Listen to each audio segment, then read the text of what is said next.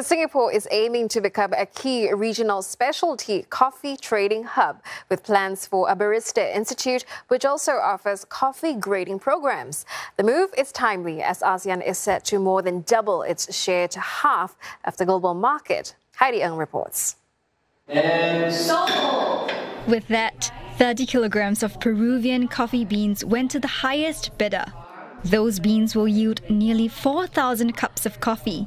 It was among the nearly 60 lots of gourmet coffee from 15 countries that went under the hammer on Tuesday. Speaking at the Singapore Specialty Coffee Auction, Manpower Minister Dr. Tan See Leng says Singapore has what it takes to be a major player in the coffee trade. We are fortunate to be situated between fast-growing consumer markets in the Asia-Pacific and some of the world's major coffee-producing nations, such as Vietnam and Indonesia. So this makes Singapore a very convenient location for agri-commodities companies who wish to participate in the global value chain through activities such as roasting, packaging, grading, and certification. It's also fueled by growing demand for quality brew as more people with higher disposable incomes develop a taste for specialty coffee.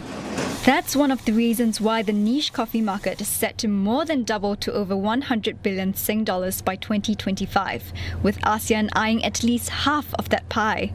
To realize those ambitions, the Singapore Coffee Association, or SCA, will collaborate with the ASEAN Coffee Federation to set up an institute to train and certify baristas. It will also teach people how to grade beans and introduce an ASEAN Coffee Excellence program, which seeks to localize specialty coffee grading standards to the region. If you look at the current grading standards, a lot of the terminology is based on Western or European American tasting standards, like strawberry, blueberry, caramel. Out on the farm, if you tell him it's mangosteen, papaya, he will know what the flavor is or what the aroma is to match it, right? The grading standards will be ready by the end of the year and will make it easier for coffee-producing countries in this region to do business. The SCA also signed an agreement with online retailer Shopee to organize Singapore Coffee Week in October. The event will help the coffee industry digitalize and support smaller players to export their different specialty blends across the region. The story begins on what's called the Bean Belt. That's an imaginary band that encompasses all of the world's coffee-growing regions, including Asia, Africa, as well as the Americas. And Singapore is tucked pretty centrally. Well, for a closer look at coffee consumption patterns, Victor Ma, president of the Singapore Coffee Association, joins us live. Well, Victor, we don't grow coffee, but how influential or significant is Singapore's role in the coffee trade? Well, we don't grow coffee, but we are right in the middle of two major producers, Vietnam and Indonesia. The reason why we are so central to the coffee business industry in Southeast Asia is because of our position where we are not a coffee-growing country. But, we've always been a coffee hub in this region, historically, from right up from pre-war, World War II, right up to 1985-86. Singapore used to be a very big warehousing center for Robusta coffee, which we helped. We more or less stabilized the prices for coffee, which was coming mainly from Indonesia in those days. Of course, now, because of changing economic situations in Singapore, we do not have these huge warehouses available anymore. So what we're looking at now is moving towards specialty coffee and creating Singapore to be the center of the specialty coffee. Well, back on the Bean Belt, all of these coffee-growing regions share a tropical climate, but each location has unique characteristics influencing the flavor profiles of the coffee they produce. So, Victor, we see some examples on the map. Which locations and flavors are more popular among coffee lovers here? Because of our close links to Indonesia, we've always had a liking towards the Indonesian Arabica coffees. Yeah, but as the standards of living has improved here, and a lot of people have traveled around, they've tasted different types of Arabica coffee, and the taste profiles have changed a little. But especially for specialty coffee, where the appeal there is more towards coffee, which is what one would term more fruity in flavor, more citrusy notes in it. Also, because of the method of how they prepare coffee, the processing method of the different methods of fermentation, which brings out this fruity flavors. What we're looking at really is some sort of a sector which is being more heading towards what we call winification of coffee, more towards bringing it in line with how they do wines. Well, COVID-19 hasn't let off the global coffee market. The pandemic has affected demand and labor supply. So, Victor, how's Singapore been affected by what's happening beyond our borders?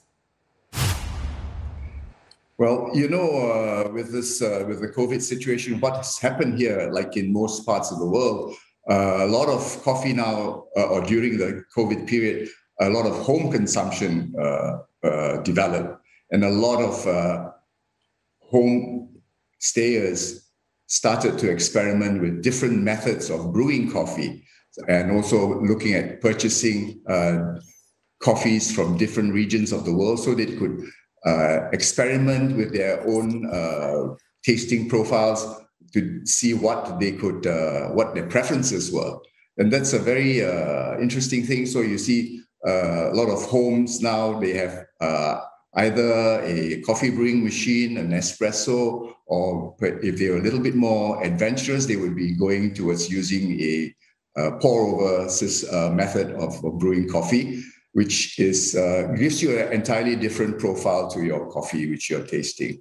This has been a very big jump in Singapore for home domestic consumption. But at the same time, as we've headed out of all our lockdowns here, it's been very interesting to see in this year, especially in the last 6 months or so, we've had a sudden jump in the number of cafes opening in Singapore. I think we're estimating maybe there's been about 15 to 20 new cafes open in the last 6 months or so.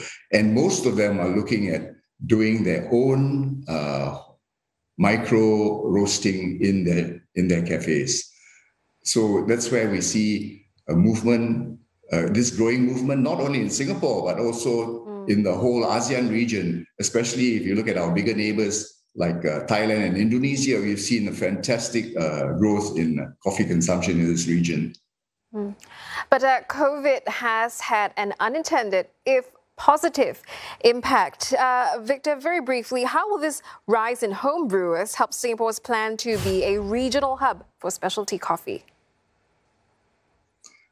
Well, it increases the number of the volume of coffee which will be coming through Singapore, and the wide range of coffees which we've had coming through. If you see in our auction this afternoon, we had about 59 lots of coffee, and they came from all over the coffee belt, from Panama, from Colombia, from Costa Rica, and then you see from Africa as well. We had Ethiopia. And of course, from our region here, we had Indonesian coffees, which were all being made available.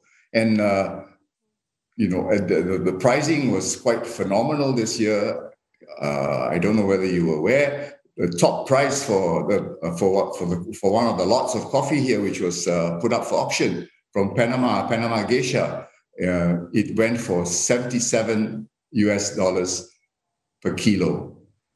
That was far higher than what we had. Last year, our highest price was also for Panama, and it was at $63, if I remember correctly. So, it gives a wider scope there for everybody. All right, thank you so much. Victor Ma, President of the Singapore Coffee Association. Thank you.